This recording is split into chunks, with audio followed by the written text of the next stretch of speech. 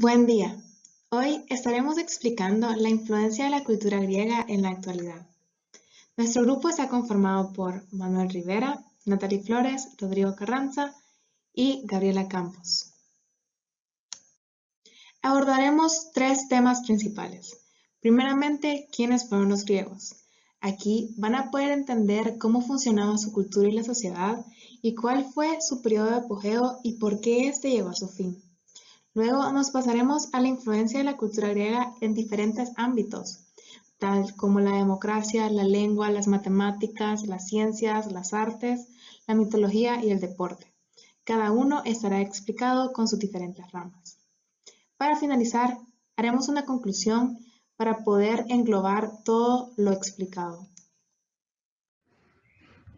Ahora, ¿quiénes son los griegos como base de las culturas de Occidente? La sociedad de la antigua Grecia es la base sobre la cual construyeron su cultura las civilizaciones europeas y en general los actuales países de Occidente. Esta se asentó al sur de la península balcánica, desde donde tuvo una gran facilidad para expandirse e influir sobre otros pueblos, gracias a su contacto con el mar Mediterráneo. Pero, ¿quiénes son los griegos respecto a la sociedad? Es decir, ¿eran varios estados? ¿Cuál era su idioma, su religión, su historia? Bueno, territorialmente la civilización griega se encontraba dividida en ciudades-estado, sí, pero compartían algunos elementos culturales que los identificaba como una misma sociedad. Su idioma era de suma importancia, pues quienes no se comunicaban con él eran considerados como bárbaros. Su religión, el pueblo era politeísta, y las historias de sus dioses cobraban suma importancia en la vida cotidiana, ya que las transmitían de diversas formas y realizaban diferentes y muchas celebraciones en su honor. La historia les daba el sentido de pertenencia, y este era creciente con base en el sentimiento de un pasado común, y la valoración de los poemas homéricos que relataban las grandes luchas que conectaban con sus creencias, costumbres e ideales. Y respecto a la sociedad, ¿cómo se dividía? Bueno, dentro de la sociedad griega existían dos grupos de personas principalmente, los libres y los esclavos. Los primeros no pertenecían a nadie y podían ser propietarios de los segundos. En función de su riqueza, estos se dividían en categorías de ciudadanos, quienes tienen derechos políticos, y no ciudadanos, que generalmente eran emigrantes residentes en la ciudad. Los segundos, es decir, los esclavos, no tenían ninguna clase de derechos y estaban privados de libertad, siendo propiedad de los hombres libres. Las mujeres, por su parte, aun siendo libres, tampoco tenían derechos políticos. Ellas estaban sometidas a los hombres, ya fuese a su padre o a su marido. Incluso, había actividades comunes a los hombres que estaban prohibidas para ellas, tal como la asistencia a los juegos. ¿Cuándo fue su apogeo? El apogeo de la Grecia antigua se dio principalmente en los siglos V y IV a.C., siendo el primero de mayor esplendor. Cabe recalcar que esto está relacionado con que durante esta época tenían influencias de diferentes culturas, como la egipcia y la mesopotámica, y mejoraban todo lo que les llegaba. Ejemplo de lo anterior son las matemáticas, que tuvieron influencia de la matemática egipcia y mesopotámica, y el sistema de numeración jónico, que era representado por símbolos del alfabeto de los fenicios. Pero también hubo factores propios de la cultura que lo hicieron crecer, como el ideal por la educación y la influencia de griegos como Platón y Sócrates y Pitágoras. Pero ¿cómo terminó? El fin del esplendor intelectual y político vino entre los años 431 y 404 a.C., con la guerra de Peloponeso, que fue una gran guerra civil entre Atenas y Esparta. Duró 30 años y fue de extrema brutalidad.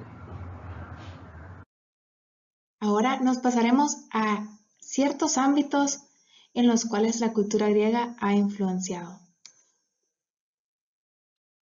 Grecia tuvo una influencia profunda en la democracia que conocemos hoy en día. Muchas personas incluso la consideran la cuna de la democracia, especialmente la ciudad de Atenas, ya que fue ahí donde todo nació. La primera forma de democracia fue creada por Sófocles, pero Pericles la puso en práctica. Gracias a esta nueva forma de gobierno, la sociedad era una sociedad mucho más justa, ya que la democracia griega fue un instrumento el cual buscaba el bien común y la organización social de la sociedad, por lo que no fue sorpresivo cuando muchos países empezaron a tomarla como inspiración para poder aplicarla en sus propias sociedades. Como anteriormente mencionado, los griegos crearon la primera democracia del mundo. Todo empezó en Atenas, la cual primeramente era una monarquía. Al pasar los años avanzó a ser una oligarquía, hasta que finalmente llegó la esperada democracia. El gobierno consistía en más de 6.000 miembros de una asamblea, los cuales todos eran ciudadanos masculinos ya adultos.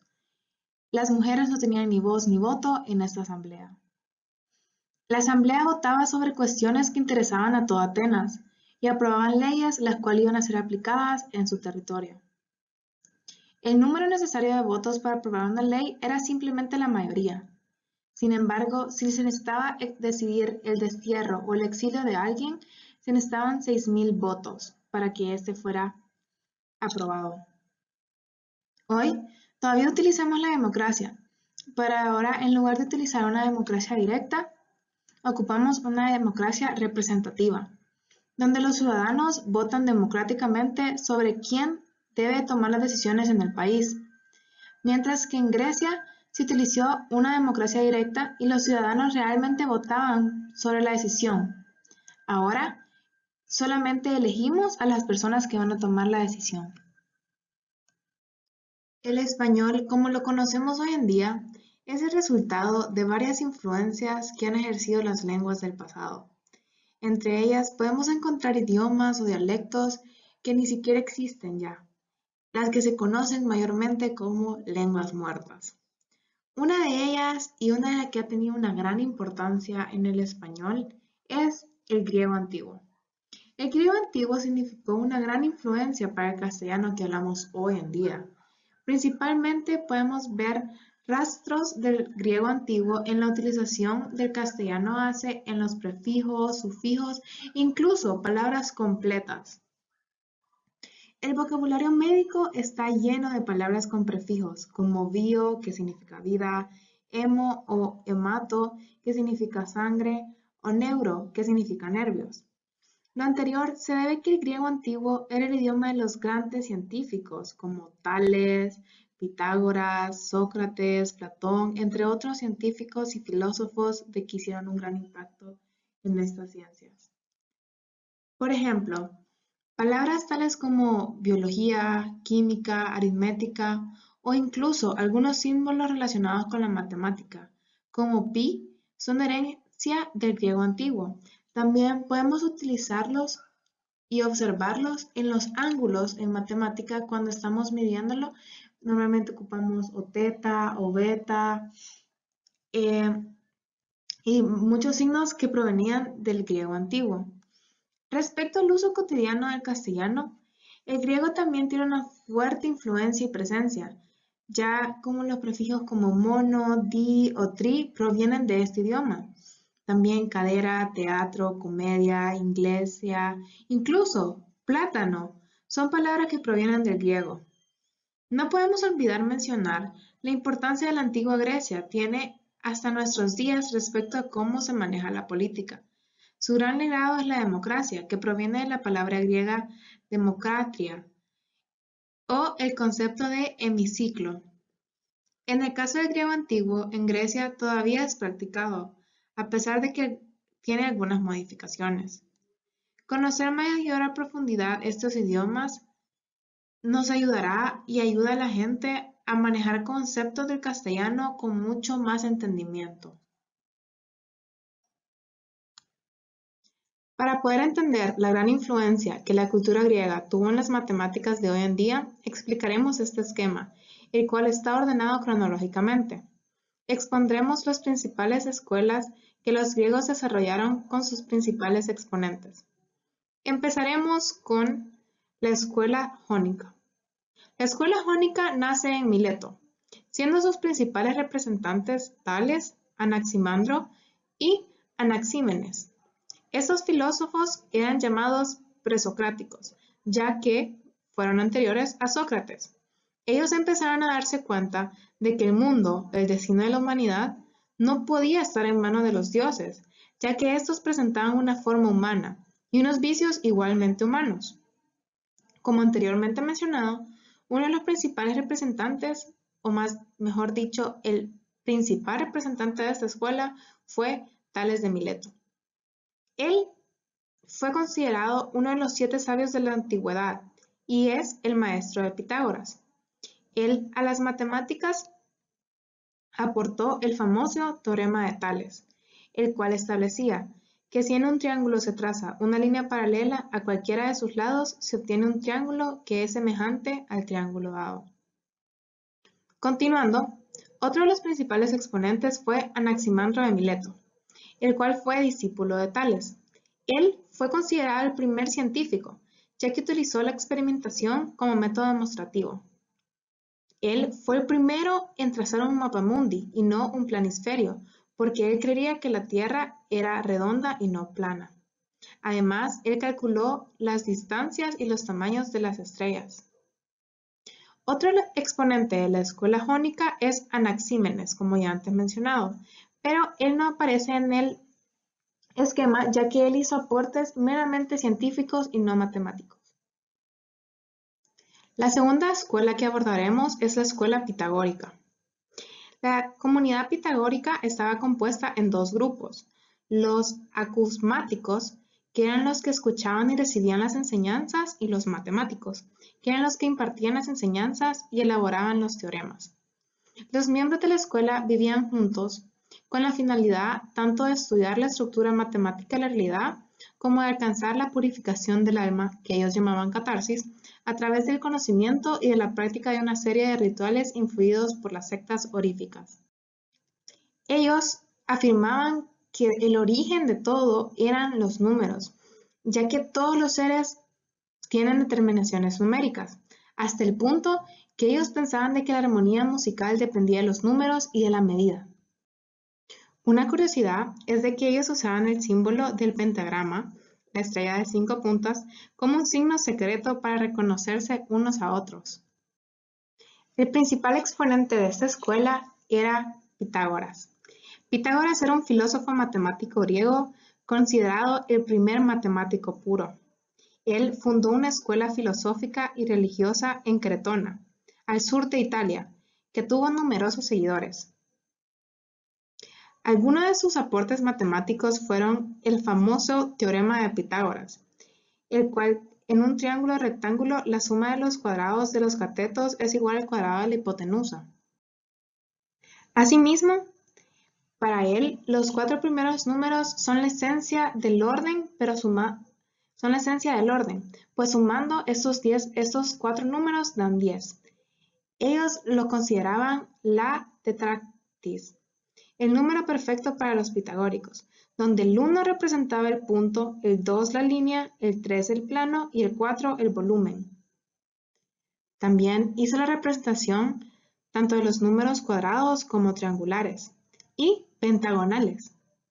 Además, él fue el que introdujo los números irracionales, con la raíz de 2. Por último, tenemos la escuela Alejandría. Es la escuela catequita más importante de la antigüedad cristiana.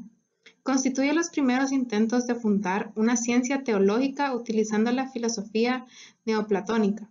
De ahí se derivan sus principales características, las cuales serán: 1. El interés por la investigación especulativa de la metafísica, del contenido de la fe, la preferencia por Platón y la interpretación alegórica y mística de la Sagrada Escritura.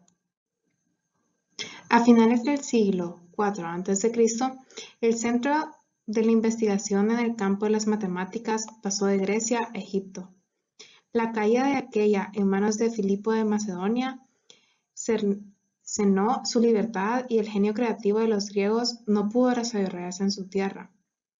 Sin embargo, el empeño de los primeros reyes en Alejandría dio lugar a la creación de un museo.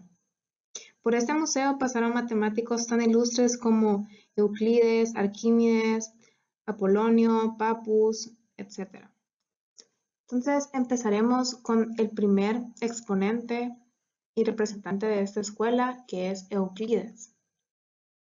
Él era un matemático y geómetra griego, pero vivió en Alejandría, que es actualmente Egipto. Se conoce más bien como el padre de la geometría. Uno de los aportes que hizo, que es muy importante, es que la suma de los ángulos interiores de cualquier triángulo es 180. Además, aportó muchísimo en la literatura de la geometría, ya que fue el autor del libro de los elementos, el cual tenía capítulos de geometría plana, de teorema de los números y geometría espacial. Otro representante es Arquímedes, el cual es un matemático griego, físico, ingeniero, inventor y astrónomo. Él es considerado uno de los científicos más importantes de la antigüedad clásica. Algunos aportes matemáticos que él hizo fue que calculó el área bajo el arco de una parábola. Además, utilizó el método exhaustivo para conseguir el valor aproximado del número pi. Demostró que el área del círculo era igual a pi multiplicado por el cuadrado del radio del círculo. Además, definió la espiral por su nombre. Además, realizó un tratado sobre la esfera y el cilindro en la que llega a la relación entre una esfera y un cilindro circunscrito con la misma altura y diámetro. También formuló un ingenioso sistema para expresar números muy grandes. Por último está Apolonio, el cual nació en Perga, Grecia y Ionia, que es actualmente Turquía.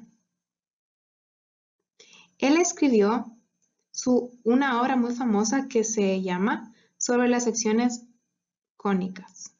Algunos aportes matemáticos que hizo fue la circunferencia de Apolonio y además hizo los puntos distan del A el doble que del B. Hizo muchos esquemas de círculos y de circunferencias. Por lo tanto, podemos concluir en esta parte que esta disciplina, o sea, las matemáticas, alcanzaron en Grecia su máximo desarrollo. Y la contribución de los griegos a las matemáticas constituye el mayor avance que esta ciencia ha dado en el periodo comprendido entre la prehistoria y el Renacimiento. Ahora hablaremos sobre la arquitectura griega. Cabe destacar que la arquitectura griega ha influenciado en gran parte a la arquitectura occidental moderna. La arquitectura griega se divide en tres estilos: el dórico, el jónico y el corintio. El dórico, en orden cronológico, es el primero, donde las líneas que se dibujaban eran sólidas y buscaban la simplicidad. El mejor ejemplo de este estilo es el Partenón, como podemos observar una imagen de este en la esquina inferior derecha. También podemos observar una imagen del estilo de columna en la parte de abajo del texto. Esta es la primera columna que se muestra, es del estilo dórico. Luego tenemos el estilo jónico, que es el segundo en sentido cronológico, comenzando a ser un poco más elegante, llegando a un estilo más esbelto y airoso. Un claro ejemplo es el templo dedicado a Atenea en la Acrópolis de Atenas. También lo podemos ver en la imagen debajo del texto, el cual es la columna de en medio. Por último, tenemos el corintio, que este es el más elegante de todos, siempre manteniendo ese parecido al estilo jónico, a diferencia del capitel, el cual lleva una decoración más compleja. Este lo podemos ver en la imagen debajo del texto, que es el último, hablando de izquierda a derecha. Como podemos ver, el capitel es la parte de arriba de la columna, es mucho más compleja, mucho más estructurada, a diferencia de los otros. Un ejemplo de su influencia lo podemos ver en el monumento de Lincoln, el cual se encuentra en Estados Unidos y es un ejemplo de la arquitectura dórica. Ahora hablaremos sobre la escultura griega. Al igual que la arquitectura, esta tuvo una influencia importante en los estilos renacentistas y neoclásicos. Cabe destacar que la escultura griega se divide en 3 épocas. La primera época, cronológicamente, sería la arcaica, la segunda la clásica y por último la helenística. La arcaica consiste en que las posturas eran estáticas, rígidas y se mostraban de frente. Luego tenemos la clásica, que en esta las esculturas muestran posturas más sueltas y más expresivas. Se busca ya el movimiento y se deja de lado las posturas de frente. En este se busca la perfección en las obras y una belleza ideal. Por último, la helenística, que en esta se tiene mayor movimiento y ya no se busca la perfección, sino que el realismo de las obras. Se busca mostrar la naturaleza del ser humano. Ahora hablaremos de la influencia del teatro griego. En Grecia es donde el teatro tiene su origen, específicamente en Atenas, donde se realizaban ceremonias religiosas en honor a Dionisio, quien era el dios del vino. De los primeros estilos del teatro se encuentran la tragedia griega y la comedia, los cuales se originaron en Grecia. Las primeras obras fueron rituales religiosos que se realizaban en estas ceremonias, donde solo participaba un único actor, quienes poseían máscaras con rasgos muy dramáticos, muy exagerados, y posteriormente se fueron incorporando más actores, escenografía y música a través de un coro. Entre los dramaturgos o autores representativos del teatro griego se destacan Esquilo, quien es considerado el precursor de la tragedia griega y conocido por incorporar un segundo actor. Luego tenemos a Sófocles, que fue un innovador al incorporar el coro, la escenografía y la técnica actoral. Luego tenemos a Eurípides, que sus obras fueron muy importantes, representando problemas realistas que inducían a la reflexión. Y por último, Aristófanes, quien es considerado el precursor de la comedia, también llamada comedia antigua o comedia aristofánica. A continuación se hablará de las aportaciones de los griegos en el ámbito de las ciencias. Se hablará principalmente de las aportaciones de Arquímedes. Para entrar un poco en contexto, Arquímedes fue un matemático griego y además dedicó gran parte de su vida a trabajos científicos. Dentro de los trabajos que realizó se encuentra el primero, el tornillo de Arquímedes, lo cual lo podemos ver en la primera imagen.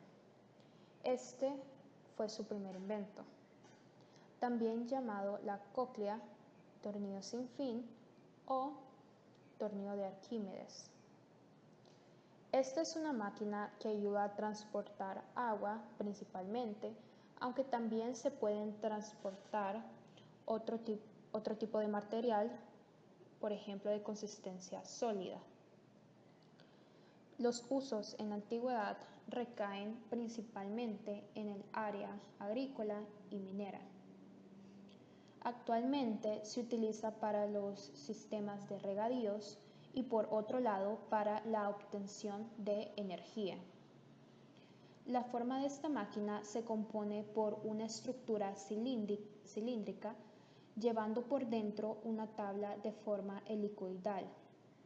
Esta atraviesa de punta a punta la estructura cilíndrica, como podemos ver en la imagen. Esta tabla está conectada por una manivela que ayuda a dar movimiento rotatorio y hacer girar el eje. Refiriéndome al eje, es la tabla helicoidal. El principal actor de este artefacto es la gravedad, la cual ayuda a su funcionamiento. Luego tenemos la ley de la palanca. En equilibrios planos, Arquímedes fundamentó la ley de la palanca. Y él decía: dadme un punto de apoyo y moveré el mundo. Algunos usos en la actualidad se pueden ver reflejados en objetos como una carretilla o los remos. Luego tenemos el famoso principio de Arquímedes. Este dice: todo cuerpo sumergido total o parcialmente en un fluido recibe un empuje hacia arriba, es decir, ascendente, igual al peso del fluido que desaloja. Cuando hacemos referencia a un fluido, hablamos de un líquido o gas. De este principio derivan varios conocimientos o conceptos importantes en la actualidad, como el de flotación y densidad. Algunas de las aplicaciones más comunes del principio de Arquímedes son la flotación de barcos y submarinos, los salvavidas, los densímetros, los globos aerostáticos, etc.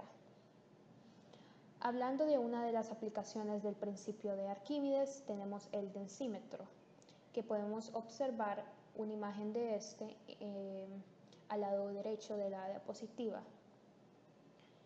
Este sirve para medir la densidad de los líquidos y se encuentra formado por un tubo de vidrio hueco con un lastre en la parte inferior. Nacimiento de la mitología griega. Hoy en día, muchos de nosotros todavía leemos mitos griegos, ya sea por entretenimiento o porque nos lo dejan como tareas. Los griegos a menudo utilizaban estos mitos para explicar las cosas, pero hoy leemos sobre todo los mitos griegos nosotros porque agregan a nuestra cultura general y entendimiento del mundo del pasado. Sin embargo, muchos mitos griegos de los que leemos han sido alterados un poco con el fin de escribir novelas y películas basadas en ellos. El nacimiento de esta mitología fue por la necesidad de las personas de dar explicación a lo que les pasaba. Trataban de explicar los fenómenos naturales o hasta sus sentimientos y emociones, y para ello dieron vida poco a poco a una serie de historias que describían esto. Estos mitos fueron copiados o adquiridos casi en su totalidad por los romanos, aunque cambiaron varios de los nombres de los dioses, héroes y demás personajes que intervienen en dichas historias. Algunos de los cambios más significativos que podemos recordar son que cambiaron Zeus por Júpiter, Poseidón por Neptuno, Atenea por Minerva, Ares por Marte, Artemisa por Diana, Hermes por Mercurio y Hades por Plutón. Los nombres de todo y de nada. Basándose en la mitología, los nombres de muchísimas cosas vienen de los griegos, o por lo menos de las interpretaciones romanas de esas mismas historias o personajes. Primero, los signos del zodíaco tienen nombres mitológicos, como por ejemplo Tauro, que corresponde al mito de cuando Zeus se transformó en toro para raptar a Europa; Cáncer, el cangrejo que Hera envió como aliado a la Hidra para vencer a Heracles; Sagitario, representado por los centauros; o Capricornio, en honor a Amaltea. Detrás de cada uno de estos signos se halla un interesante mito que nos cuenta sobre su origen. Después, siendo un poco más obvio, los planetas poseen nombres mitológicos, romanos y griegos. El nombre del planeta Mercurio viene de Hermes, el mensajero de los dioses. El nombre de Venus viene de Afrodita, diosa de la belleza y el amor. El de nuestra Tierra se basa en Gea, la diosa de la Tierra. Marte viene de Ares, Júpiter viene de Zeus, y así sucesivamente con Saturno, Urano y Neptuno, hasta llegar a Plutón, que representaría a Hades, dios de los muertos e infiernos. Podemos apreciar la influencia de los nombres incluso hasta en algunos días de la semana, como el lunes dedicado a la luna, jueves a Júpiter, o incluso los meses, como mayo dedicado a la ninfa Maya. La geografía no está libre de semejanzas, como por ejemplo el mar Egeo, que se llama así por Egeo, rey de Atenas, Europa, nombrada así en honor a una de las amantes de Zeus, al igual que otras palabras como por ejemplo Atlas en referencia al titán o arco iris en honor a la diosa Iris. Hasta en algunos cómics y superhéroes se pueden encontrar inspiraciones en los griegos, como la Mujer Maravilla, que vendría siendo una heroína inspirada en las Amazonas, Aquaman, inspirado en Poseidón, o Flash, inspirado en Hermes. Si nada está excluido de tener una influencia griega, no podemos dejar atrás el cine, que tiene inclusiones como Furia de Titanes y sus posteriores versiones y segundas partes, La Odisea, Jason y los Argonautas, la famosa película de Troya protagonizada por Brad Pitt, Inmortales, 300, Percy Jackson y La Búsqueda del Rayo. Hasta Disney ha adaptado los mitos griegos para presentar en la gran pantalla. Solo veamos el caso de la película animada Hércules o el caso de la muy exitosa película animada La Sirenita. Además de los nombres, la literatura y mitología griega tienen otras influencias. Hay frases célebres y palabras que utilizamos de vez en cuando, o al menos hemos escuchado pronunciar en nuestro día a día y conversaciones actuales. ¿Alguna vez se preguntaron de dónde viene la expresión manzana de la discordia? Hoy se le dice así a toda causa de conflicto. Este viene de un gran mito de que se podría hablar todo el día. Algo que todos definitivamente hemos escuchado es el caballo de Troya. Hoy en día se denomina así a todo artilugio que, en apariencia inofensivo, en realidad su propósito es destruir a quien le sirve de huésped. Y otra que escuchamos seguido sería cuando alguien dice que su talón de Aquiles es tal cosa. Todos sabemos que eso significa que es su debilidad, y sin darnos cuenta, esta frase la decimos desde siempre gracias al impacto griego. Yo no sé si ustedes sabían, pero la frase "la esperanza es lo último que se pierde" se refiere al mito de la caja de Pandora. Ahora, si no conocen la historia de Edipo, se las contaré. Edipo, en busca de información acerca de sus padres, viajó a Delfos y durante su retorno se encontró al rey Layo en su carroza. Este le ordenó que se retirara, pero este no obedeció y el rey hizo que le pasaran una de las ruedas de su carruaje por encima de sus pies. Edipo, irritado, se abalanzó sobre el rey y lo mató, sin saber que se trataba secretamente de su padre. En Beocia, el rey Creonte había ofrecido el trono y a su hermana Yocasta en matrimonio a quien resolviera el enigma de la Esfinge. Edipo fue el que resolvió el enigma y obtuvo a Yocasta, quien sin saberlo se trataba de su propia madre. Edipo ahora se ha convertido en un comportamiento psicológico en el que el hijo siente tanto amor por la madre que llega al punto de odiar al padre. Y un poco menos común hoy en día, escuchamos a bastante gente ser comparada con algún personaje griego. Decir que eres un Prometeo es decir que eres valiente y bueno. Nosotros, al igual que él, debemos arriesgarnos por defender nuestras ideas, nuestros principios y valores y ayudar a los que están en otra posición más desfavorecida a alcanzarlos. Otro caso sería decir que alguien es parecido a Dionisio. Este dios es el del vino y de la fiesta.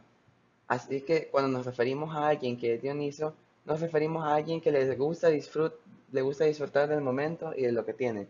Nosotros debemos disfrutar de nuestros logros, saber compartir nuestras alegrías y tomar nota de que, a diferencia de las mitologías con los dioses inmortales, todo lo nuestro es temporal. Y para finalizar, no podríamos terminar esta presentación acerca de los griegos y su influencia sin hablar de las Olimpiadas. Los Juegos Olímpicos en la antigua Grecia sucedieron en 293 ocasiones, desde el año 776 a.C. hasta el 393 después de Cristo. En su origen, las Olimpiadas griegas rendían homenaje a los dioses por los que se organizaban actos litúrgicos en torno a la figura de dicho dios. Estos preparativos reunían no solo a los deportistas, sino a miles de fieles que se congregaban en torno a la figura del dios. Esto llevó a la puesta en marcha de algunas prácticas que se convirtieron en habituales, como la de ofrecerle regalos en el monte de Olimpia. Cabe mencionar que, para los antiguos griegos, la educación física tenía la misma importancia que la formación intelectual. Por lo tanto, los deportistas eran, además de mejores físicamente, cultos y educados. Entre los primeros deportes se encontraban el atletismo, luchas, salto largo, jabalina, el disco y la hípica o competencias en caballos. Durante un largo tiempo se prohibieron los Juegos Olímpicos por creerse como una celebración pagana, hasta que se retomaron en 1896 en Atenas y se siguen hasta este momento.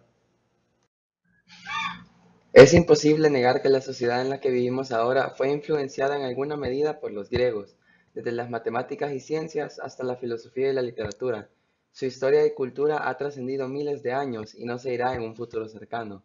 Es importante que todos aprendamos y sepamos de su impacto, ya que así lograremos entender una gran parte del mundo antiguo, sus orígenes y lo que aportaron al mundo.